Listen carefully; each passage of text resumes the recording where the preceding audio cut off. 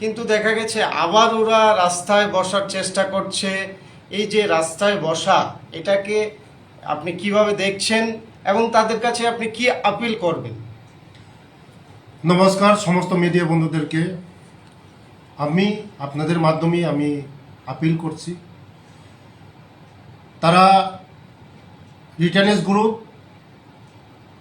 এটা বেআইনি রিটার্নেস গ্রুপ, তারা স্বাভাবিক জীবনে আসার পরেও বিভিন্ন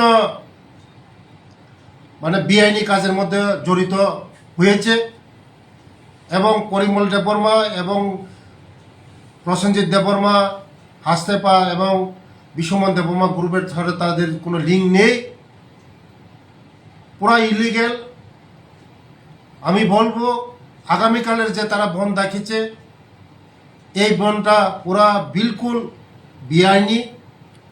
আমি বলবো আগামীকালের বনটা আপনারা উইথড্র করে নেন, নাহলে আইনের পথে যাবে, নাহলে আমরা শক্তভাবে মোকাবিলা করব। যে কোনো যদি কথা থাকে, আপনাদের কোনো যদি সমস্যা থাকে, আমার দরজা সবসময় খোলা আছে আপনাদের জন্য, কথা বলার জন্য। কথার মাধ্যমেই সব সমস্যার সমাধান হয়, কোনো সমস্যা কথা ছাড়া কোনো কিছু হয় না।